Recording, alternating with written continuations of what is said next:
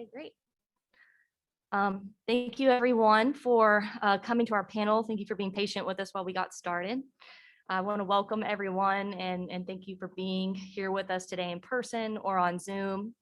I'd like to thank the sponsors of the event, the Melbourne G. Glasscock Center for Humanities Research and the Carol O. Buttrell Endowed Fund for Ethics, the College of Architecture, the Hazard Reduction Recovery Center, the Race and Ethnic Studies Institute, and the Department of Sociology, all here on Texas A&M campus. I'm very pleased to be hosting the Texas Prisons Community Advocates, one of my community research partners. If you're familiar with my work, likely familiar with TPCA as we've been working together over the past year or so, getting some great work done. And also just so thankful to be hosting Miss Sumila Alvarez of Breaking Chains and Staying Connected, an advocacy organization. So thankful to have them here and welcome them to Texas A&M's campus. We've had a very successful past 2 days here on campus with our mock cell exhibit. We've been able to reach out to students who have come up to us and expressed how thankful they are to have an event on campus that recognizes that about half of people in the US do have an incarcerated loved one. We had students who talked about their parents, their brothers or sisters being incarcerated and how this issue had impacted them personally. We also had parents of Aggies who came up with their children to, just walking and touring around campus and saw our event and saw our mock cell and said, I don't have to go inside this cell because I lived it. It was very, just very, such a great experience to be able to connect with them, for them to be seen on campus, to know that those experiences matter, to know that we are paying attention and attending to them. So that was a wonderful experience. Today, we're going to hear from 3 varying perspectives about the issue of extreme temperatures in Texas prisons from 3 speakers. I, Dr. Carly Purdom, began my research endeavor on this issue in late 2019 or early 2020. I partnered with the Texas Prisons Community Advocates to help analyze the significant and valuable data that they have been collecting through citizen science efforts, which we're going to hear more about. We've worked with students from the Aggie Research Program who have also assisted with those efforts, and I want to give them a quick shout out. Caroline, Sophia, Irais, Noel, Mira, Nathan, and Jenna, they all contributed to the great work that we're doing. Dr. Amit Dominic is the president of TPCA, the Texas Prisons Community Advocates, and has been tirelessly working to get legislation passed to regulate temperatures in Texas prisons and to install air conditioning in units across Texas. She tirelessly works with incarcerated persons to get their stories out, to tell the world about the harm they're experiencing, as well as working with family members of incarcerated people to help them navigate a complex system to advocate for and protect their loved ones in these hazardous conditions. Sumila Alvarez is a leader of the organization Breaking Chains and Staying Connected. She also tirelessly works with incarcerated people, formerly incarcerated people, as they navigate reentry and the many trips and challenges that that population faces. She's also a formerly incarcerated person, so we're very thankful she's here to share those experiences, and we're thankful to have her here for that platform. Texas is one of 13 states in the US that does not have universal air conditioning throughout its state prisons. Throughout the history of the Texas prison system, incarcerated persons have experienced great harm from extreme temperatures and a lack of adequate protections. Although 87% of households in the US are air conditioned, only 30% of Texas prison units are fully air conditioned. The number of incarcerated persons who have fallen ill or died from exposure to extreme temperatures throughout the state's history is unknown. However, there have been notable clusters of heat-related illnesses and deaths throughout the history of the Texas prison system. We are working, part of my efforts is to document those deaths through historical research. The earliest that I've documented so far occurred in 1897, but those deaths have been occurring since then, and the state has not recorded those deaths or documented those deaths. There have been, in recent history, there have been 24 documented heat-related deaths of incarcerated persons recorded by the Texas prison system, and that's since 1998. Between January and October of 2018, at least 79 incarcerated persons and prison staff members reported having experienced a heat-related illness. And that's just the most recent data that we have available. And those are also just the reports that are given to the public and documented. So we suspect that that is an undercount of those occurrences. Temperatures inside units have been shown to routinely reach 110 degrees, and at least one unit have topped 149 degrees.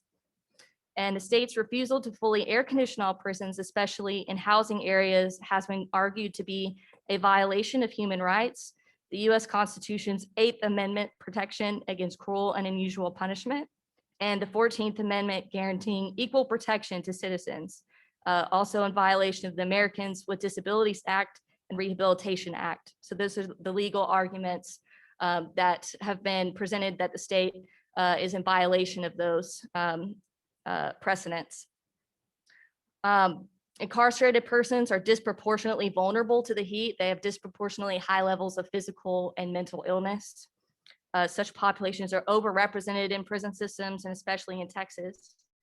Climate change and the increase of days in Texas over 100 degrees will continue to exacerbate the degradation of health for both incarcerated persons and staff. A 2014 National Institute of Corrections report on the impact of climate change to prisons and incarceration stated, already we see the impact of extreme heat and a lack of adequate water supplies on lawsuits, staff recruitment and retention, and an infrastructure built for past climates. So with that, I'm going to go ahead and get our panel started. Thank you so much. And we'll just go ahead and get started.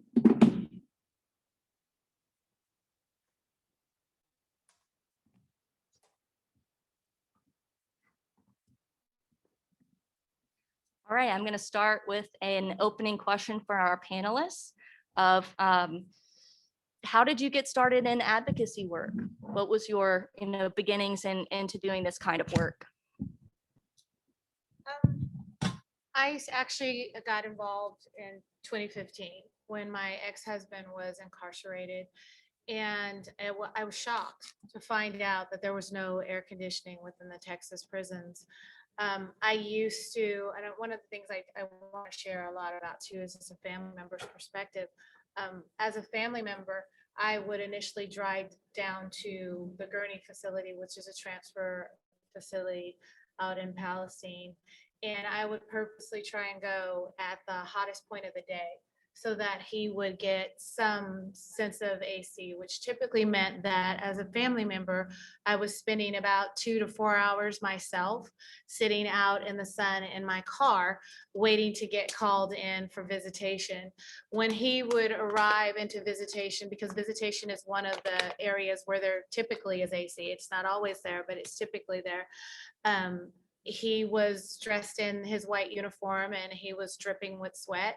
And in his case, he had severe allergies.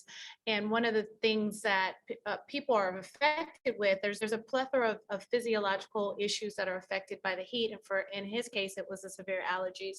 So when he arrived in the visitation room, because he had to walk outside to come in, he was dripping with sweat and his face was red and his eyes were swollen shut. And I would literally sit there over the 2-hour visitation period and watch his eyes open right before me, because he was able to get filtered air into his system. And so that's where I actually started. I started with just putting petitions out there I literally would print out myself letters to politicians and bring them to various advocacy meetings and ask people to just sign the letter and just send it into their political officials. And I did that for a couple of years, and then I kind of backed off a little bit because of personal issues. And then I got involved with what we were formerly known as TPAA. There were a couple of us ladies, we were all prison wives at the time. And at this point, I'm the last one standing. And so that's actually how I began my journey. My name is Sulema, and I am the founder of Breaking Chains and Staying Connected. And I am also formerly inmate at the Texas Department of Criminal Justice in the women's prisons. I went in the middle of the summer, started my sentence in June of 2007, and I was there for 3 years. My first experience was going into the Plain State Unit. I was there for 79 days in the middle of the summer. And that was the worst time that I could say that I've ever experienced in my entire life, because there was no ventilation in the housing. It seemed, it was, I could describe it as a warehouse in the facility that I was living in, with bunk beds, with only one fan in the middle of the day room is what it's called, and also in the very corner of where the facility stands. And that was our only way of getting any air. However, with the degrees, the temperatures being so high in the hundreds in the middle of the Texas summer, that ventilation didn't do anything for us. So I remember I would sleep during the day so I wouldn't feel the heat. I would sleep with my undergarments only. And I would stay up all night because that was the only time I was able to get some kind of fresh air. I lost almost 29 pounds in the 79 days that I was there. And it was not from starving. It was from how much I sweat. I would wake up every day sweating. It seemed like I would shower. You're only allowed one shower a day. However, it would seem like I was showering multiple times because that's how much sweat I was sweating. I got involved after I was released because I wanted to help those that were staying behind and also bring awareness to the families of what really goes on and it goes in our Texas prisons. So that's how I got started with this. And I've been doing this since my release in 2010. Thank you. I also want to point out, like Dr. Dominic spoke of, about the impact that the issue has on family members, and that the burden lies on those who are outside to advocate for their loved ones. I think we'll talk more about that. So what are some of the health issues that are impacted in these kinds of environments? Sulima talked about the enormous weight, the weight loss, and the feeling of the pressure of the sweat. What is it like for people who have health vulnerabilities? It is unbearable. One example I want to bring up is the fact that the majority of the people incarcerated tend to have health issues.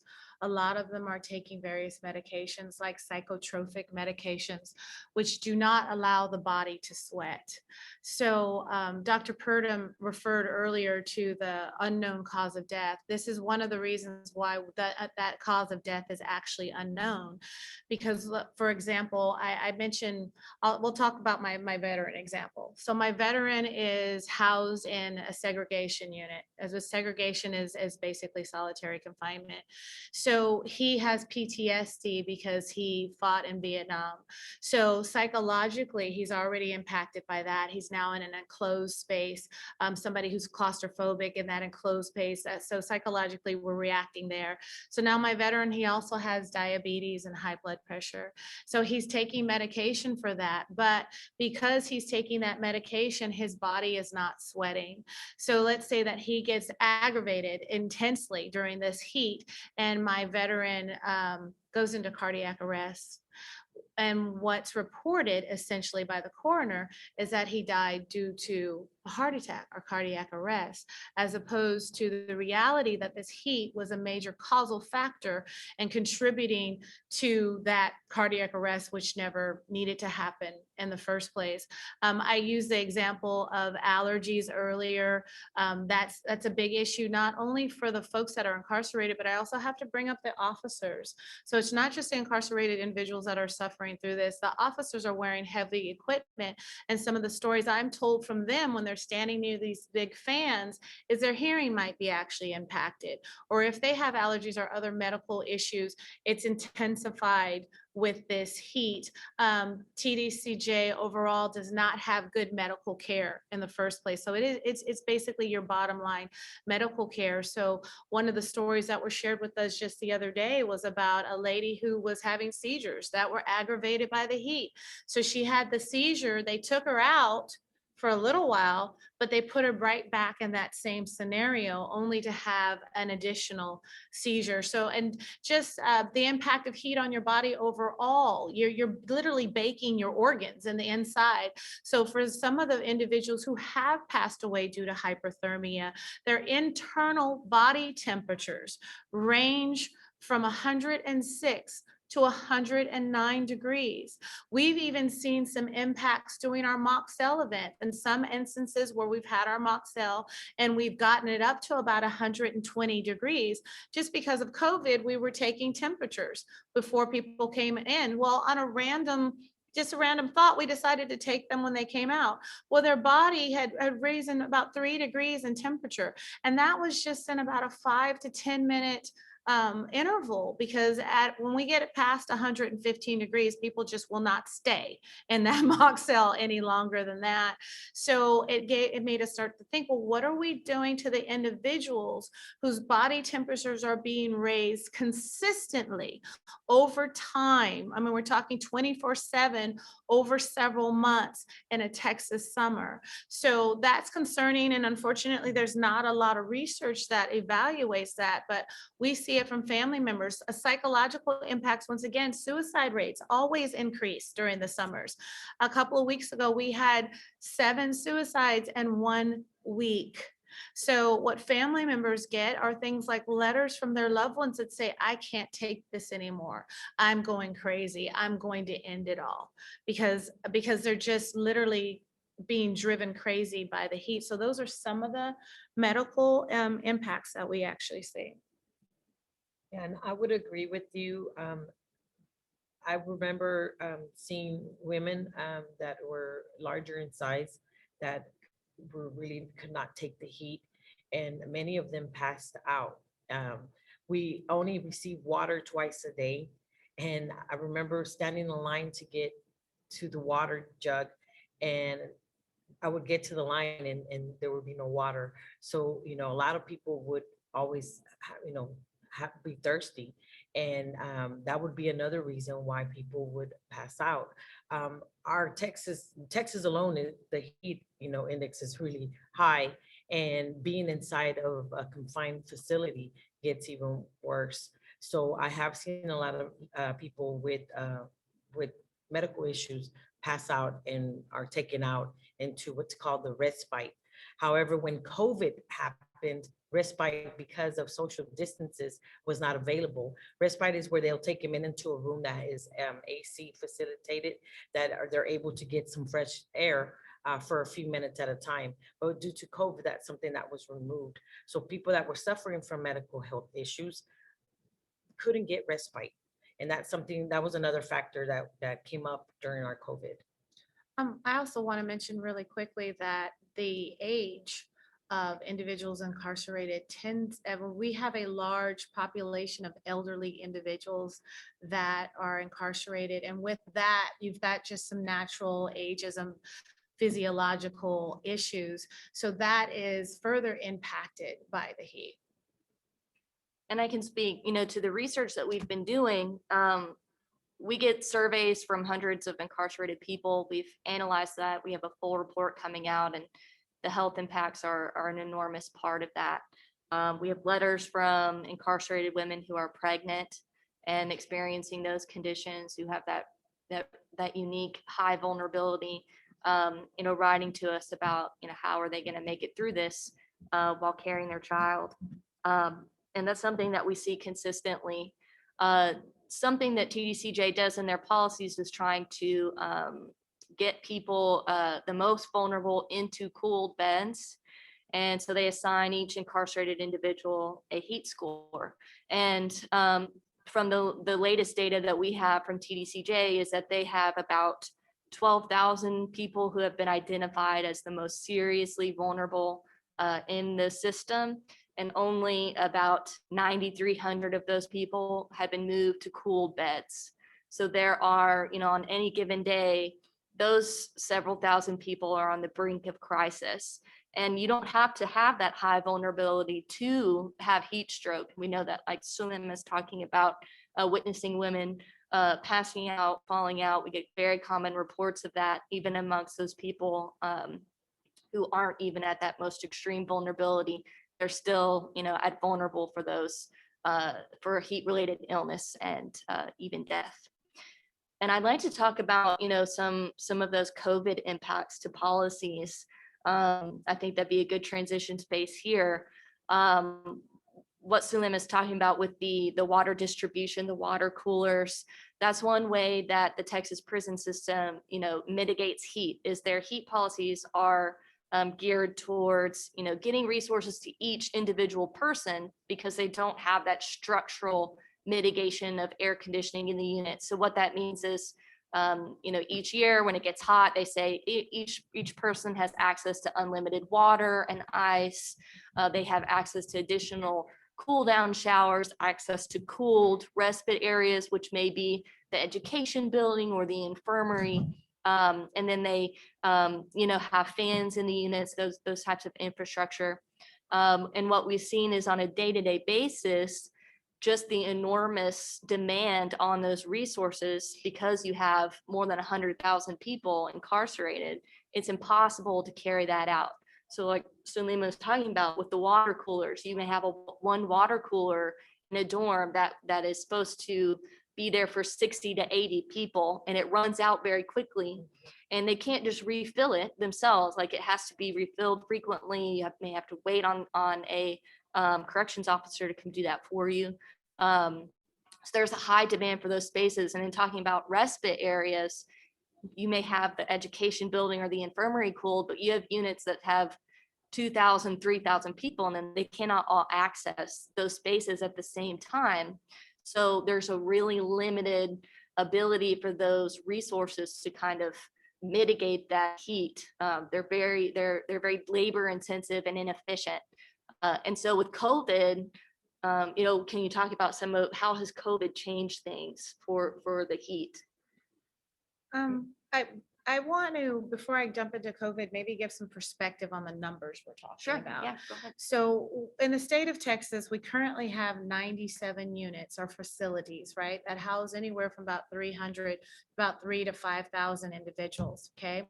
So we have, these are post-COVID numbers now. We have approximately 122,000 incarcerated individuals in the state of Texas. Pre-COVID, we're talking more like 135,000 to 155,000 incarcerated individuals. We have 9 units that are over 100 years old.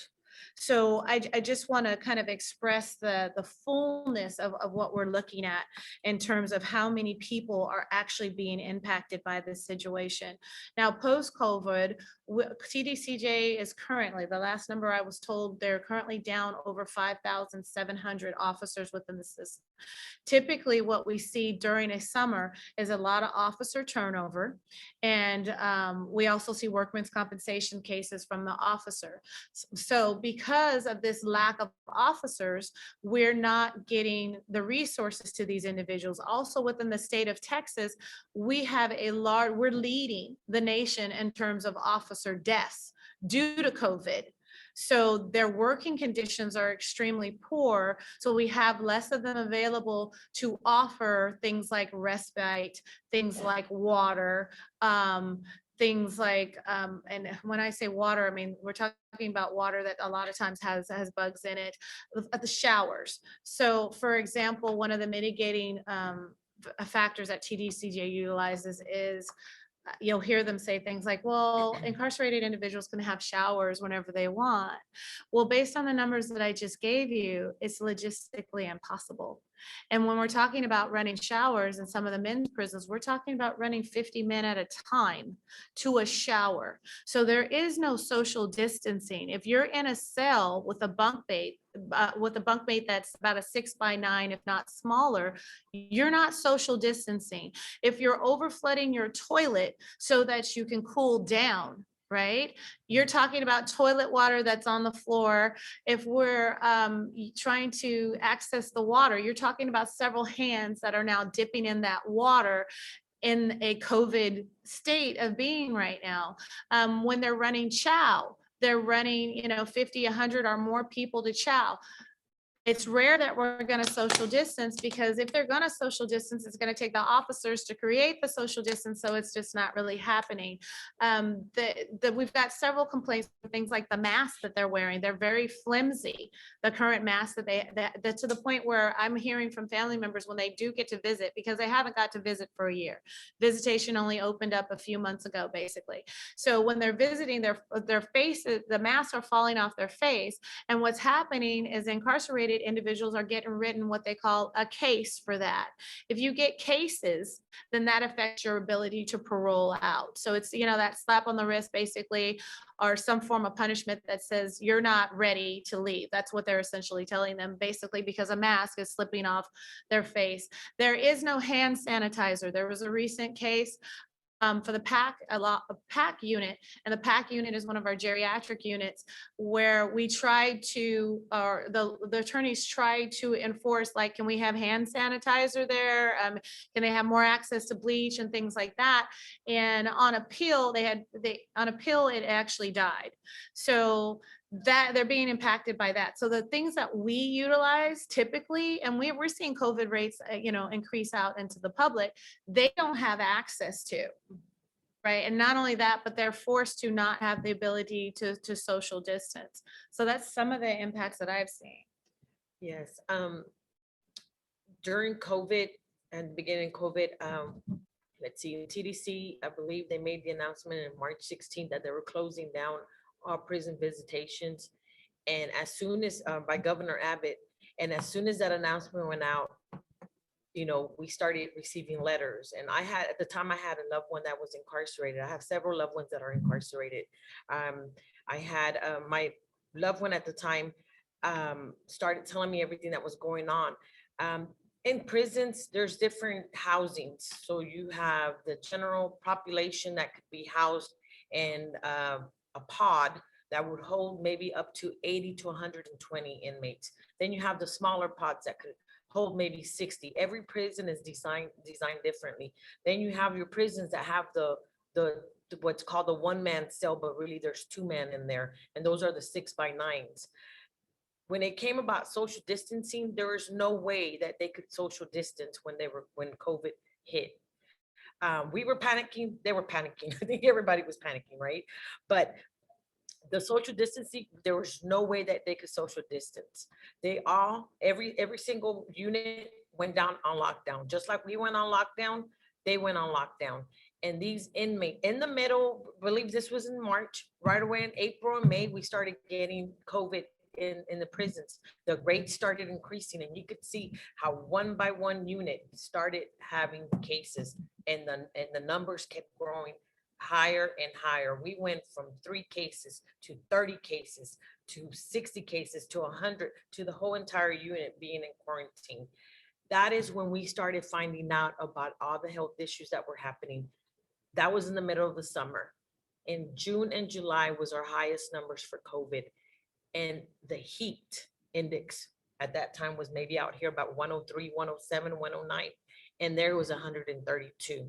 We had men that had COVID that were crying out by paper because they were not allowed to call their families because they were on lockdown. But they were writing their families, letting their families know that they weren't getting water, that they were coming around maybe getting water once a day. The food was very unnutritional. Peanut butter and jelly sandwiches. Some of them even said with maggots. I mean, it just went on. The fruit was rotten. The eggs were rotten. The milk was spoiled. And it was because of the, they blame because of the shortage of staff, because there was not enough officers to help out, because they had to pull the mailroom people to go help in the kitchen. And the guards that usually take care of the guys that were gonna go take them to the cool showers couldn't do it because they were working the kitchen or they were working in other areas. They're allowed to have cool showers. These cool showers were running at night. At night, not during the day when it was hot, at night. Medical, they weren't allowed to go to medical. If they were feeling sick because of COVID symptoms, they were asked to write a 960. And they couldn't get medical attention. We did lose about 135 people due to COVID just last summer when COVID hit. We lost about 135 inmates and about 55 officers. My numbers may be wrong.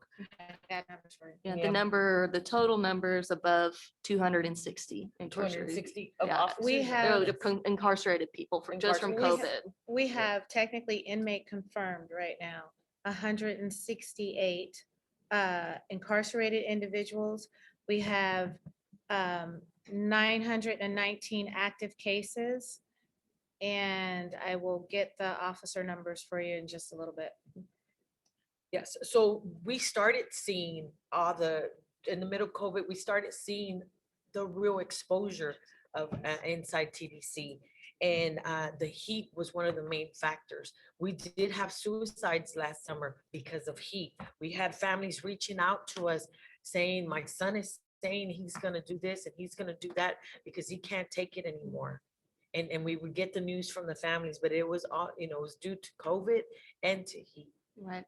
And we're seeing that in the research that we're doing, talking about the use of lockdowns. Lockdowns was the primary policy, the primary mitigation strategy for prisons in the United States, across the world, to lock down the units, to confine incarcerated persons to their cells, to limit the number of outsiders who are able to come into the institutions. And that was the primary strategy to limit the spread of COVID. Now, what we're talking about, there's no ability to social distance in those spaces. So regardless, the virus definitely has spread, continued to spread. We're seeing another rise in cases now. But the impact, like Selima was talking about, the impact to the heat mitigation policies, the way that that TDCJ mitigates, and the way that many prisons systems mitigate the impact of heat is getting those resources to individuals. But there's so many, you're talking about more than 120, 150,000 people, getting water to them, getting extra showers to them every day is extremely demanding on manpower, on labor power. And it's just not there. The logistics are make those policies nearly impossible. And then what we saw with the lockdowns is that typically those resources are given out, communally. So if you're in lockdown, you can't run, the respite area. So the respite area is closed down. They could not put out water coolers for people to go get the water. So water had to be brought around routinely to each person's cell. And the demand on time, the demand on workers the reports that we're getting is that it's just not happening. So, getting those additional showers, it just wasn't happening. So we can see the impact that COVID had just on, and future pandemics or future, lockdowns occur for a number of reasons. For health outbreaks, but also for security reasons. But the way that lockdowns have an impact and really are become this huge challenge and obstacle for getting those resources to incarcerated people. And I think we need to explain what a lockdown is. Sure. So a lockdown is essentially, when it's a security risk, is when the officers go in and they basically will shake down the cell to see if there's any contraband, but you're stuck in your cell during that time. So if you're an incarcerated individual, you're stuck there in your cell. So we're seeing lockdowns where people are stuck in their cell for 23 plus hours. During lockdowns, what they feed them is usually called a Johnny sack. So your Johnny sack is like your sack lunch that your parents sent with you when you went to lunch in elementary school on a good day, okay? And that's what Zulema was talking about when she said that, we're seeing sandwiches that, peanut butter and jelly sandwiches that have barely any peanut butter or jelly in it, and rotten food that came through in those lockdowns. So they're not getting a full meal. Now, if they're fortunate enough to have a loved one who will put money on their books, and they may be able to access commissary and get some Roman noodles and things like that. So that's what a lockdown is like. So you're stuck in this 6x9 cell, maybe with a bunkmate for 23 hours a day, at least 23 hours a day, and you're not getting outside, you're not getting any sunshine during that time. And just to reiterate the numbers, so we have 263 incarcerated individual deaths since COVID, and we have 56 officers.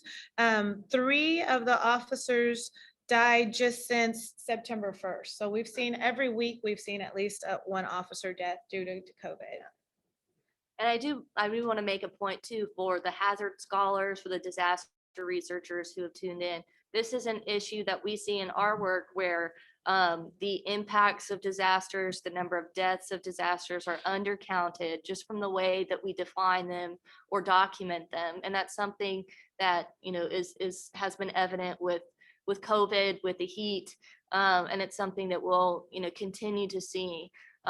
We got letters from incarcerated people who were in quarantine, who had COVID and were, you know, say in a gymnasium with the other COVID positive incarcerated people, and just wrote about, you know, how am I supposed to get through this? How am I supposed to recover when I'm in this gym and there's no air conditioning and it's so hot, my body just can't, you know, get through this. So we've definitely seen that in the research that in the data that we've been collecting too, on the experiences that people are sending in. I don't know, was there anything else we wanted Yes. to add on COVID? Yeah, that was one of the factors that I also heard, where in the beginning, and when COVID started hitting the units, they were transferring inmates from one unit to another, and putting them in the gyms, and they were putting elderly inmates in these gyms in the middle of the summer. And we're talking about June and July of last year. And these were inmates that came from a different unit into a unit that had no COVID cases. As soon as the inmates got placed in that gym, the same SSI workers that cleaned with the rest of the population also cleaned in that gym. Well, that's whenever the numbers started going, and then, you know, eventually that whole entire unit had to literally go into lockdown because of the numbers of COVID going up. So there was a lot of things that were being done because of the heat. They were trying to remove these individual inmates that were elderly to a safe place, but had COVID. But I think another question that I have, we've talked a little bit about it. I think we could talk more about how are incarcerated people coping, say, you know, pre-COVID?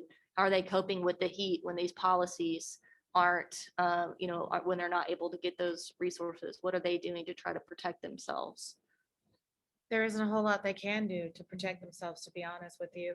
Just like Zulema mentioned, we're getting letters, you know, the family members are receiving the letters, but here's another issue, because there's less staff, the mailroom is less active. So we might actually get their letters like months later. And then once again, psychologically, I attested to the suicide rates increasing, and then not having visitation with their family. So if they had any hope, you know, it was through some kind of contact with a family member, and you take that away from them. Now they don't have any hope. Other than that, they're using the same mechanisms that they've utilized for decades now. Things like, you know, overflowing their toilets, things like trying to sleep it off. I heard, and this was really interesting, one of the ladies who came yesterday, that she was formerly incarcerated, she said what she used to do is she used to work out really, really hard to trick her mind into thinking that she was actually getting cooler later. Right. So they're what they can get, if they have a family member who will give them, they're They can order a personal fan, which is about yay big. You know, we actually have it out there on the table, which is basically like blowing a blow dryer on yourself in a hot car. There are cooling towels and cooling shirts that, you know, for the people who have family members who will help to purchase those, they have access to those.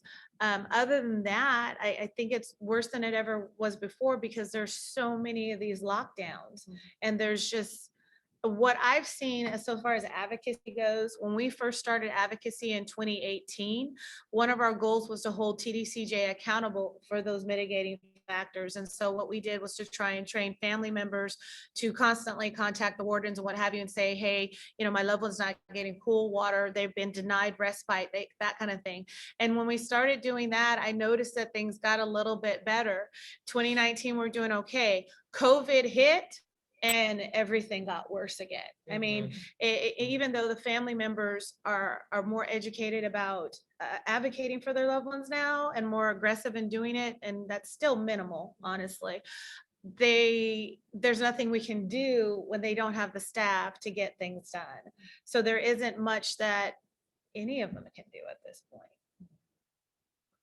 Yeah, I was gonna mention about the fans. Now they're allowed 2 fans if your family is able to send you the money to purchase 2 fans. A lot of inmates, especially our elderly population, don't have no family. So that goes back what she said, their hope, they had no hope because they have no way of communicating with anybody from the outside to assist them with their fans or helping them with their cooling shirts or with their cooling towels. Ways that they could help themselves in during, it's them literally overflowing the toilet or putting water all over the floor because it's a concrete floor. And that was the way they would just wet the whole floor and throw themselves on the floor in their boxers and lie there. And that would be the way they would cool themselves. And if you are in a transfer unit that doesn't have plugs, Oh, you yeah. can't get a fan at all. Yes, very So true. there's nothing they can do about Yes. that.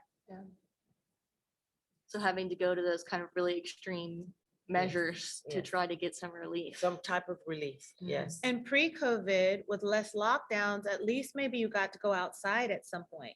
At least maybe you could go in the day room where the big, huge fans are, for at least for a little while. But I've even heard stories about like getting so hot that, and they've got these metal equipment that they can't even touch it sometimes because it's so Yes, hot, it's but so at hot. least you get like some opening in air. A lot of these cells don't have windows. So I think what we also have to understand is the ventilation is an issue. So this is like wearing your mask that you have on, going in your car and rolling up your windows. You're not getting any ventilation in this situation, and not even having that, there's a psychological impact. Your heart rate is going to increase. You're going to experience more anxiety just because of that.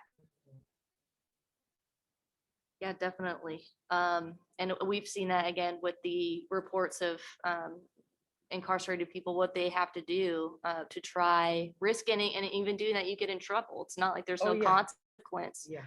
for trying to do that, but there's very limited options. And I'm glad you brought up the commissary items because cost, it'll help people write in, no, they don't have access to a personal fan, or no, they don't have access to buy a cooling shirt, or because they're indigent and they don't have those funds to pay for it. So there's definitely a disparity there. I also like to point out, just in our research, we found that the fans that are in all the units were actually purchased in 1998 from the commissary fund profits. So the fans that are in all of the units came from the money that incarcerated people paid for in commissary. So that was back in about 20 years ago, was when there was a cluster of heat related deaths, and that's the way they got fans into all of the units. They spent $750,000 buying fans to spread across the units, but those funds came from the commissary. So it was incarcerated people who have paid even for the infrastructure that's in place now. And it's really the family members that are Yeah, paying. the family members. Because in the state of Texas, incarcerated individuals do not receive an income. They are, according to the 13th Amendment, considered slaves. So they don't receive any money, but they are required to have a job. So it's the family members who are buying them on things on commissaries, the family members who are making the long drives. It's the family members who are paying for the postage. And that's our burdens, actually. And I Yes. think, is that something, are we seeing, how do incarcerated workers experience the heat? What are some impacts to the people who, while they're doing their jobs? We see? Well, I'll give an example. 2019, 28-year-old, his name was Seth. He was working, he was due to parole out pretty soon, actually. And he was working with the dogs on the unit, and he was wearing this heavy heat suit, and he actually passed away due to hyperthermia. I've heard incarcerated individuals who've, these, I call them the old timers, who talk about when they would pass out on the fields and the officer would roll them over in a pile of ants to see if they were alive or dead, or if they were just faking it or not. So they're supposed to have some kind of, hours in place or mitigating factors. That doesn't happen. TDCJ is clearly in violation of CDC standards that recommend not working over a certain amount of hours, or not working at all when degrees are 85 are higher. And they're out there still working in that hot sun and still dealing with that. And once again, the same issues with water that we see in the inside the prison, we see when they're out there in the field. Right, Right. the access to resources. Mhm. Yes, yes, and then just to, just wanted to add, during COVID, commissary went down from 95 to $15 per spend. The amount, the limit amount, that, the that limit, one the person limit, could spend. Yes. And the reason for that was because the supplies weren't coming in that was needed to fulfill the orders. And again, short of workers, due to the workers were not allowed to come out to distribute commissary. So the limit went down to $15. So if you were a newcomer in a facility, such as, let's say Ramsey, that you're able to purchase a fan, but your limit is only $15, or you're only allowed so much, or the slip wasn't signed for you to, because they have to have a special permission slip to purchase a fan, they were stuck out without a fan. And when someone leaves a prison because they're released, discharged, or they're released on parole, they're not allowed to give that fan or those fans that the families purchase to an indigent person, an elderly person. They have to stay there. They have to leave them there, and we don't know what happens with those. I don't know if they're recycled or but they're not able to give them to someone else that may need it, that does not have a family member. And right now, due to the manufacturing issues, the fans are one of the problems. So they actually had to switch the type of fan they were using that actually blows less air, if you can imagine it, and it's a smaller fan because the parts are coming from overseas. Yeah. And this is something that TPCA has uniquely been able to, study due to their relationships that they've spent years building with incarcerated people, and the surveys that they've been, sending out. We've been able to see how things have changed, how these heat policies, how their experiences have changed with the policies due to COVID-19. So in the hazards, as a hazard scholar, we're able to see how will future pandemics, how will other health issues, how does mass incarceration as a whole, what does it mean for a different climate? What does it mean for increase in extreme temperatures and extreme weather events?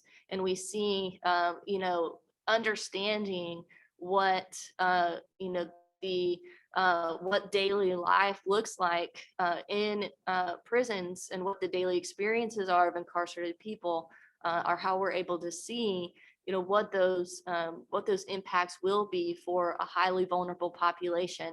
And what does that mean with the future of criminal justice policy? What does that mean for the rising cost of healthcare? It has so much to speak to. Where do we go next? What changes need to be made? So I think one of the other questions we have is, why isn't there air conditioning in Texas prisons? Historically, I'll just start a little bit more current. For the past two sessions, we've tried to get legislators to move to put air conditioning within the prisons. The first session, it was really interesting. When I went down to the Capitol, there were several legislators who said, what? We didn't know there wasn't air conditioning in the prisons. And which really confused me because I'm thinking, well, you're the people in charge of the money with that. So they really acted like they, several of them just didn't know. A lot of them just didn't care, to be honest with you. This most recent session, we got a little bit more traction. We did actually have a bipartisan bill that made it through the House. The first session when I went there, they said that it was going to cost $1.2 billion to put air conditioning in all the units. Their numbers were clearly inflated. So I'll give you an example on how they inflated the numbers. Basically, they based the numbers on cool beds. So what that looks like is if you have two 1,000 square foot homes, right? And one home has 2 beds in it and the other home has 4 beds in it, that number, that 4 beds is always going to drive up your meat. So that's what's going to happen. So those numbers were clearly inflated to begin with. So this, so they said it was about the money. Basically, they said Texas doesn't want, Texans don't want air conditioning in their prisons.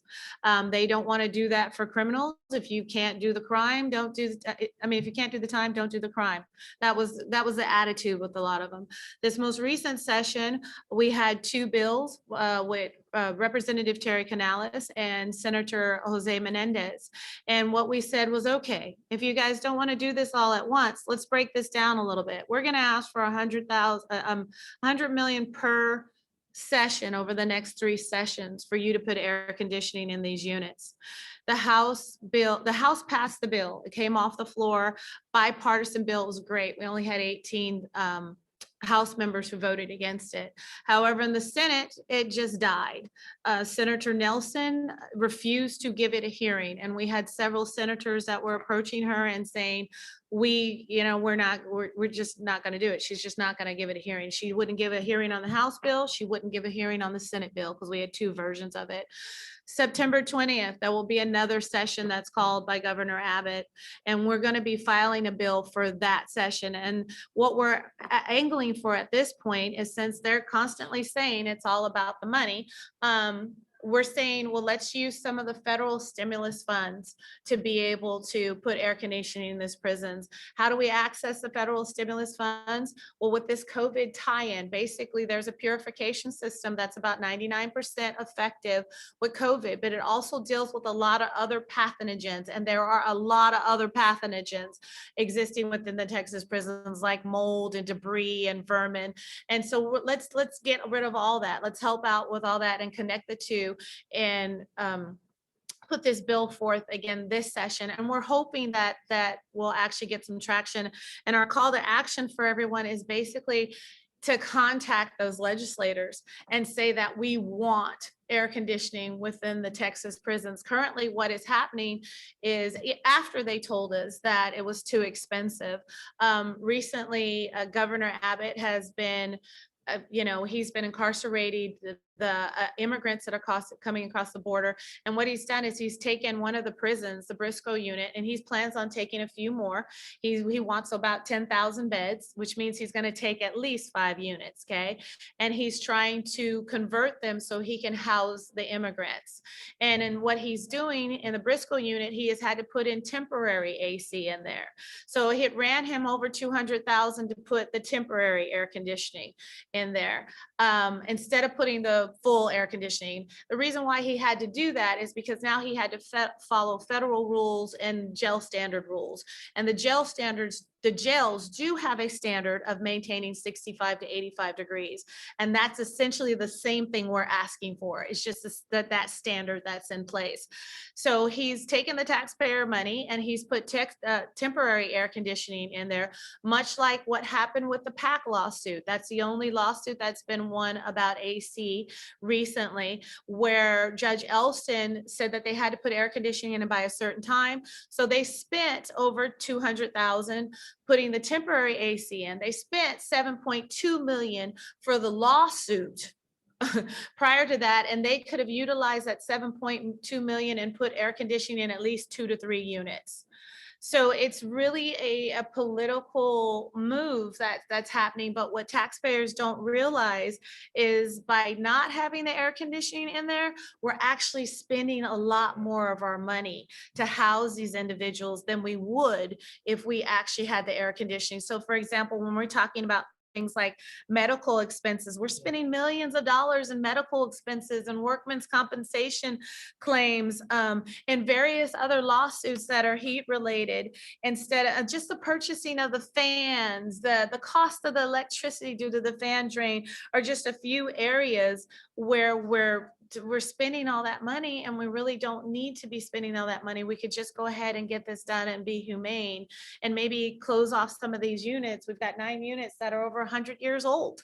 So there just seems to be a lot of political rambling that's taking place. And then sometimes the politicians are passing it off to the to the judges. They're saying, well, maybe we need a judge to do this. At TPCA, in our advocacy, we chose the route of the politicians. Because one of the big reasons why is because we would spend millions of dollars to go the legal route. So it's just, and it takes a lot of people to get this done. We are the forgotten population. The family members carry a certain amount of stigma and fear of retaliation. And even the officers have a fear of retaliation.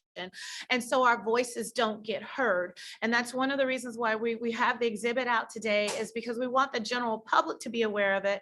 And we want the general public to start telling, as constituents, start telling your political officials, no, I'm not okay with you guys doing this. I'm not okay with you wasting my tax dollars this way. I'm not okay with you wasting it in a sense of for being inhumane.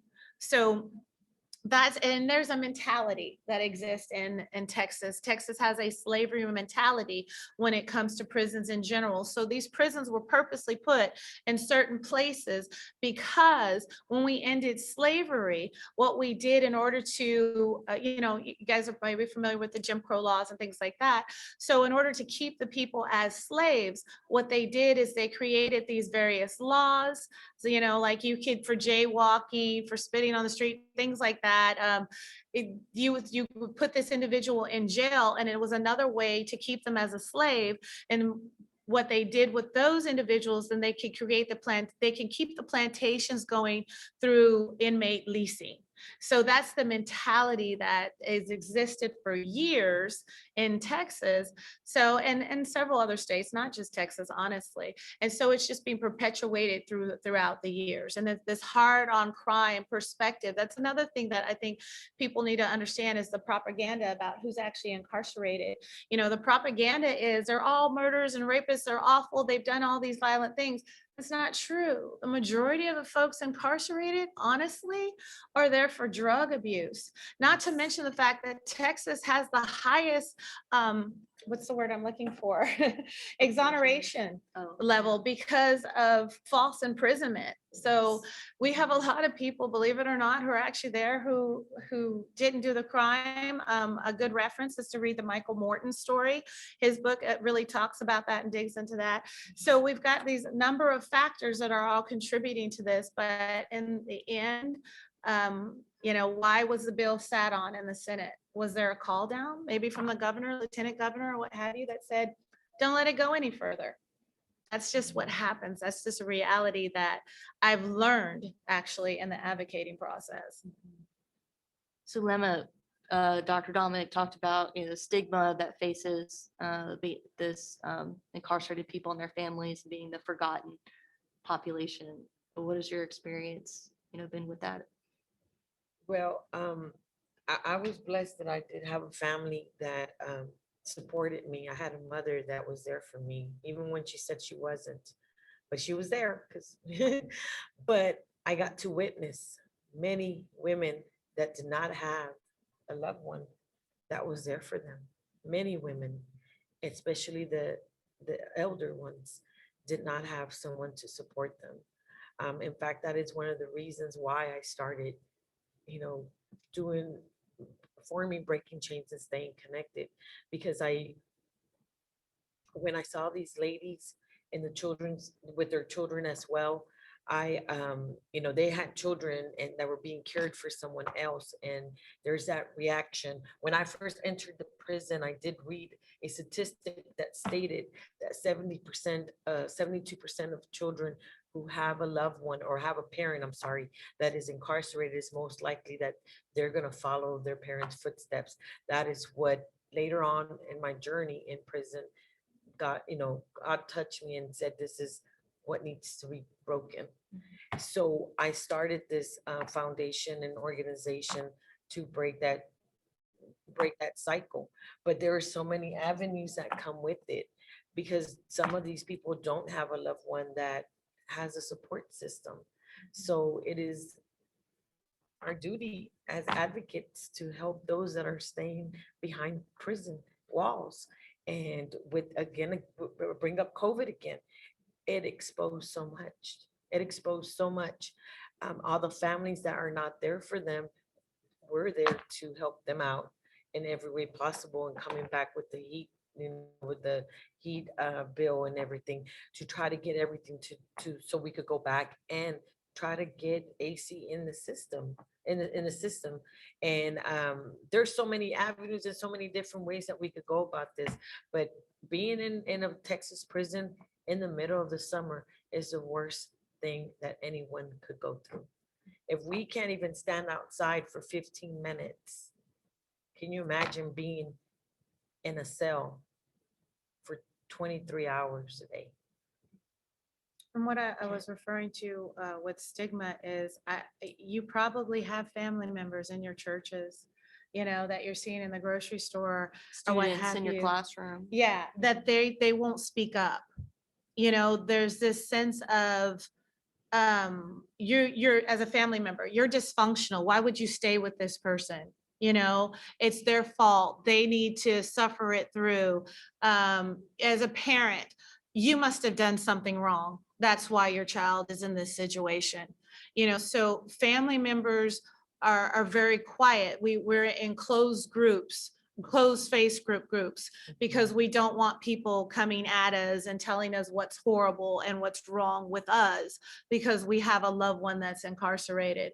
And then of course, if you're a formerly incarcerated individual, then you've got that stigma of, well, there must be something horribly wrong with you because you were in prison in the first place. Not that you made a mistake, not that you had, these pressures in life. And so you may have, dipped into something you should have never gotten into. It's you're bad, you're wrong, and you deserve to be there. And that's the stigma that family members and formerly incarcerated people have to deal with. And so it's very hard to get them to speak out. There's also kind of like the dirty little secret. That's what I call it. Texas's dirty little secret. What goes on with the prisons? They're there, and we just sweep everything under the rugs. We let this continue for decades. Well, thank you both, Dr. Dominic, Zulema. Thank you both for sharing your experiences with us. Thank you for sharing with our students at the mock cell demonstration and everything. We do have some questions that are coming in, so I'm going to go ahead and get to those questions. Francesca wanted to ask, heat has been shown to make people, irritable and angry. How does heat impact, violence in the system? It does increase. In the summer is where you see inmates get irritated and more fights break out. Like I said, going back to the water, there's fights because they want to get to that water jug to fill up their little water bottle so they could have water. Yes, so it does increase a lot in the cases. They do receive cases because if you get into an altercation or a fist fight with someone, you get punished. You get punished for that, and you get written a case. Yeah, it's just, there's a plethora of studies out there that address aggression during the summer months, during your hotter temperatures. So just as we see it in the free world, we see it in spades in the inside. It just like Zulema was mentioning, there's fights over water, there's fights over positions by the fan, there's just arguments and general agitation just because it's so hot. So for example, we see numbers of assaults going up towards officers or towards individuals within the system during the hotter months. Thank you. Yes, we definitely see that in a lot of the letters and the surveys that we get talking about the increased level of violence that happens during the summer months, the increase in the agitation between incarcerated people and the people working in the prison. And just having to navigate that minefield just becomes, impossible and extremely dangerous in the summer. Another question we have is, about how much water is an incarcerated person allowed to have? Are there costs to it? And we have down at the exhibit, we have a couple of the sample cups, but each incarcerated person is given a cup that they're able to use for that cooler. But if you lose that cup, you may or may not be able to purchase another one, may not have another one for you, but each person gets that one cup. And that's a very common thing that we've seen in the surveys. I think about 60% of people said they did not have access to the cup. And so they're not able to get that water from the coolers, or they may have to, purchase some water from the commissary. But there are other challenges that come with, accessing the water. So first of all, there's no bottled water like we Yeah. traditional get. The only way you're gonna get bottled water is if your loved one puts money on your books, and there's a cap at how much bottled water you can actually have, right? So we're dealing with the coolers like Dr. Purdom had mentioned. One of the quotes that I think it's back there on our poster said from someone who was incarcerated that the strong get the water, the weak don't.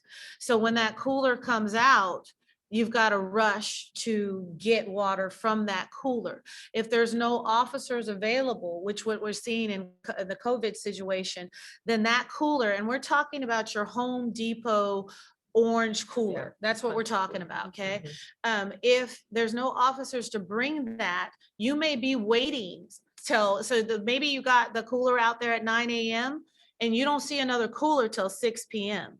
And this varies across TDCJ. That's why I'm so happy that Zulema is here, because we have different perspectives, even as advocates, because we get different letters from different units.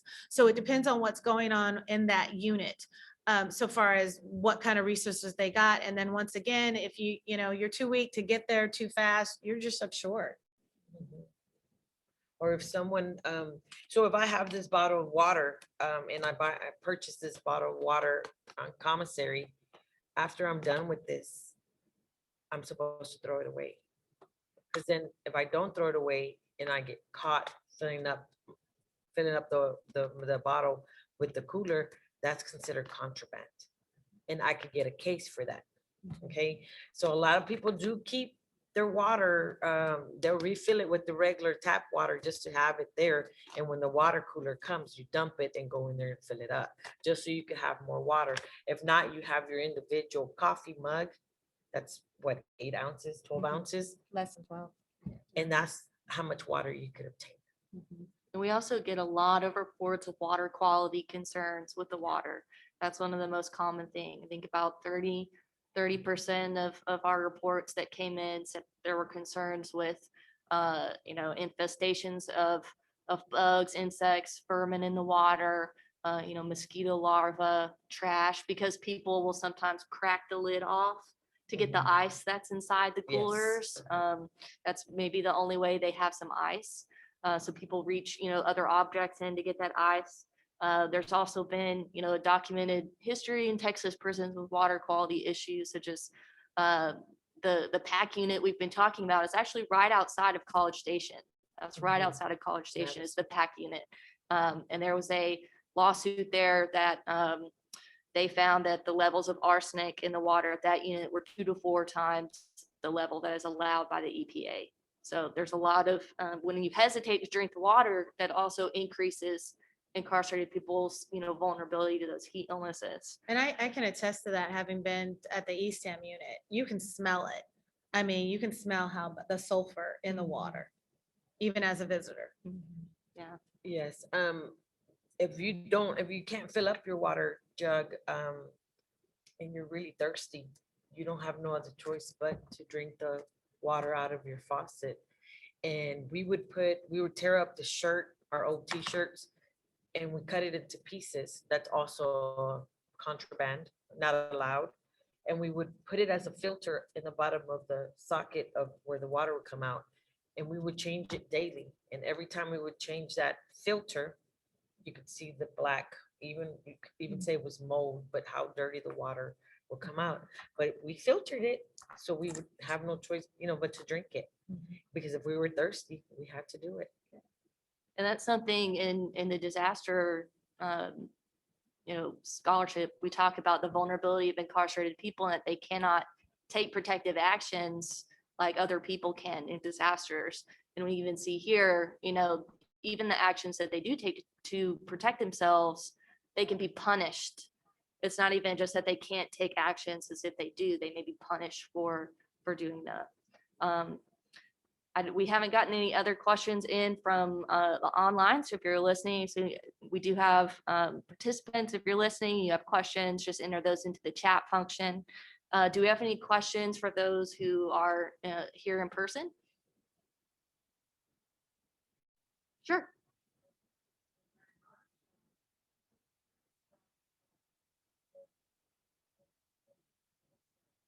Mhm.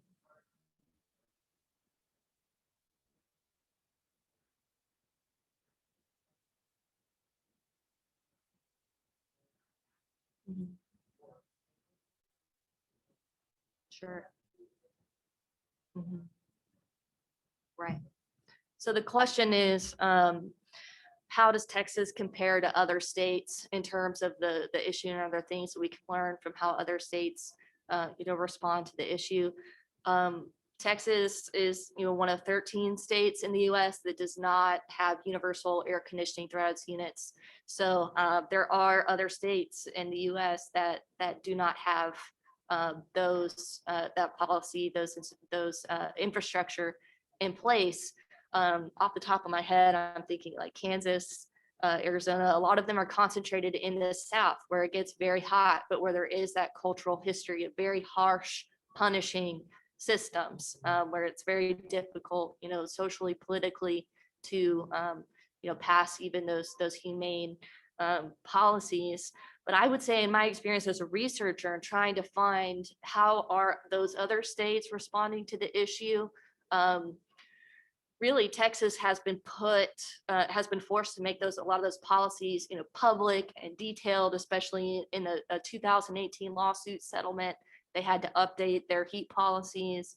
So my belief is that other states that don't have these systems are probably responding in the same ways, but they do not have as detailed heat directives as Texas does. That's what I've seen, because I've tried to look at that comparison. But informally, they're doing what it's kind of just the basics. Get people water, extra showers. The respite policy was new in 2018. The respite policy was new, giving that access to cool respite areas. I haven't seen other states that don't have the air conditioning, forced to do that. There have been prisons in other states. Louisiana was ruled in one lawsuit there that not having air conditioning in some of their prisons was a violation of the Eighth Amendment against cruel and unusual punishment. So there are some issues moving through the court that really push the agencies to do that. But Texas, has been recently forced to update some of those policies that I don't think other states have had to do that. But they're still, without that system-wide mitigation, very labor intensive and ineffective for what we're seeing. So the majority of the prisons that don't have air conditioning standards happen to be in the South. They're in the Bible Belt. Okay, that's a majority of them. The standards vary from state to state. So for example, 90 degrees in California does not feel like 90 degrees out here in Texas. So the majority of your prisons, for example, in California, they do have air conditioning except for a few. Now, here's another important factor. The OSHA has no jurisdiction within the Texas prisons. So in California, there was air conditioning went out in a unit a couple of years ago, and there was this big push from the guards union and places like OSHA that helped to get that situation dealt with very, very quickly. On the opposite extreme, we've got something like Florida, where we're in partnership with, and they have a mock cell just like we do. And we helped them to even get fans in their prisons. They weren't even getting the fans. So they haven't moved to cooling towels and cooling shirts yet. You know, we tried to give them whatever we learned to help them in that situation. The other thing about Texas in particular is our prison system is so large. So whereas you have 69 units in Texas that do not have full air conditioning, you might have, 15, 20 units in a different state. So whatever they have, we tend to have in spades.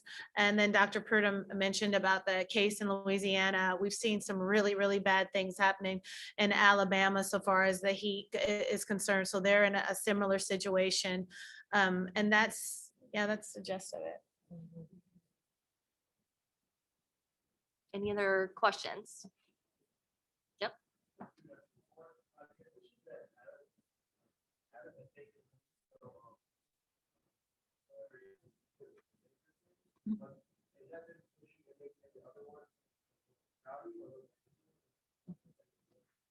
So the question is, the Texas state under the new governors, the new orders from the governor to commandeer Texas prison units and use those units to house incarcerated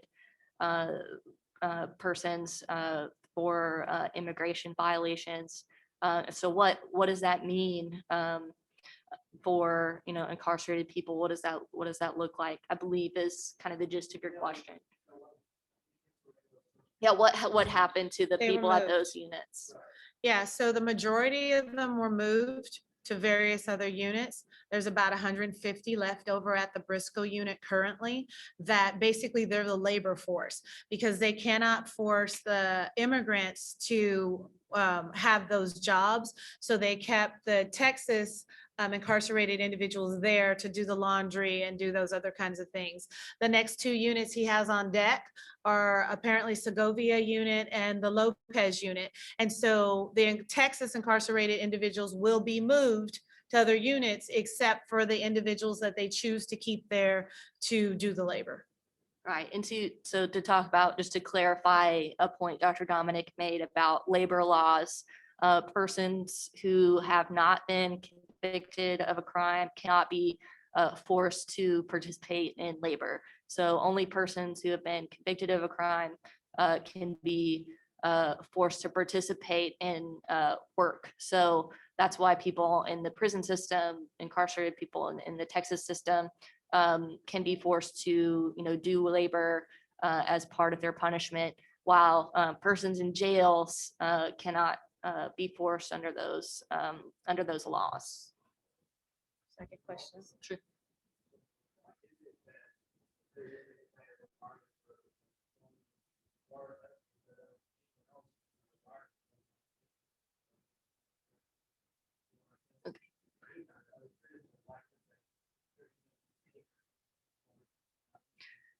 So the question is, why is there not, maybe more frequent, more transparent water quality testing in the prison system? Right.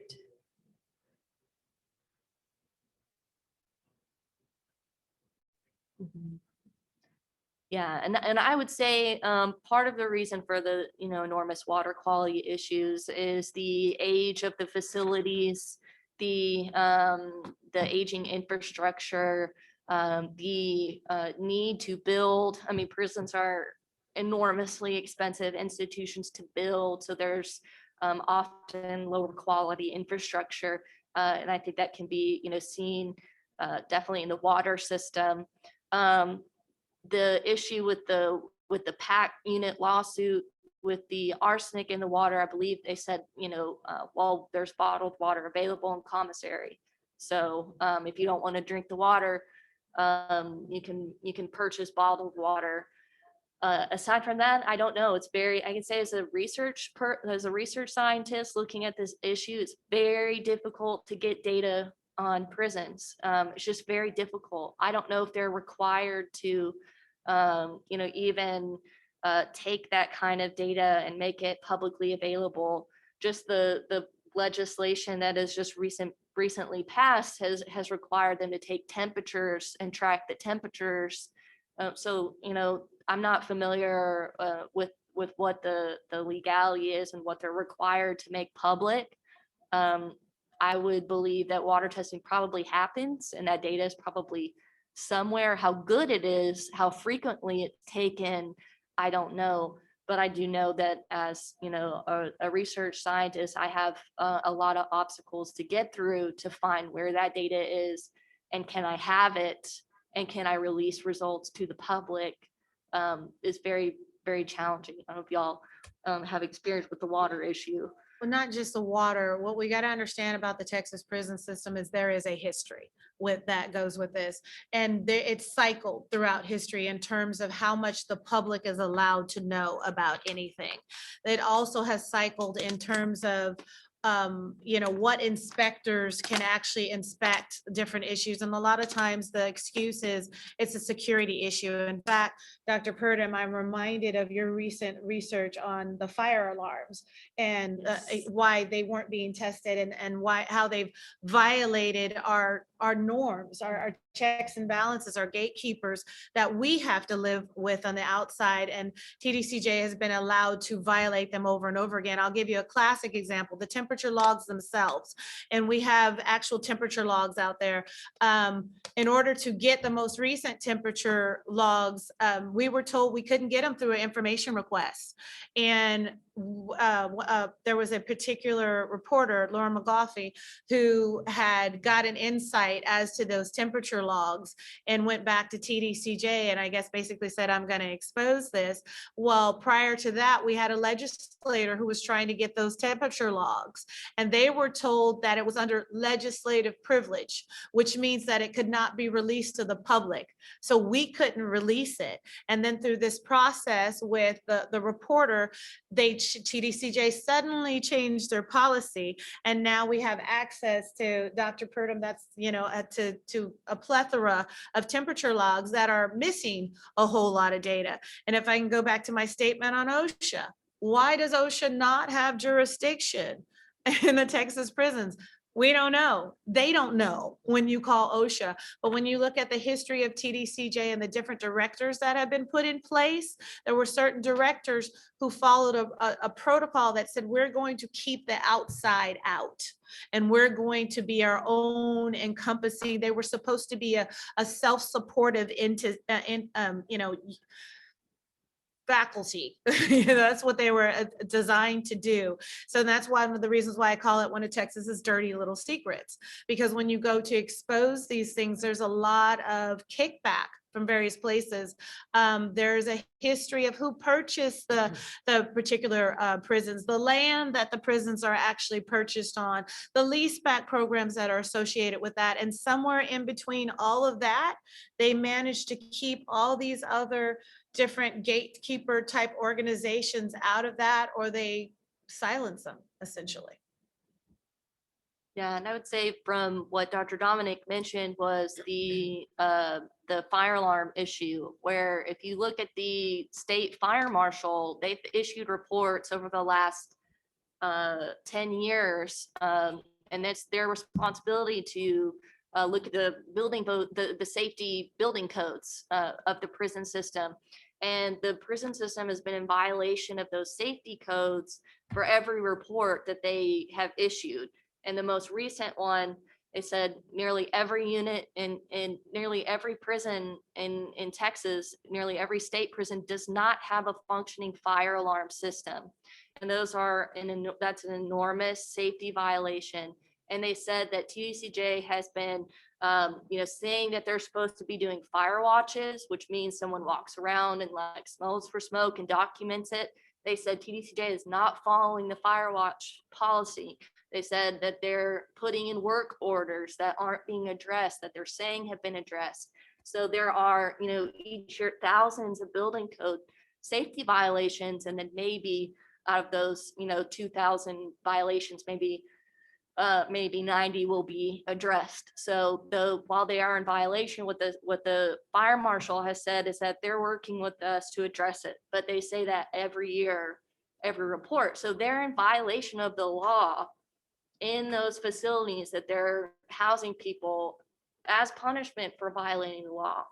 So where we see that as very hazardous, as hazardous person, it's absolutely terrifying to know that those are the conditions that we're holding people in custody in. But I think that can speak to what I would expect would be the same kind of pattern with any other type of hazard with the water quality issue. Do we have any other questions?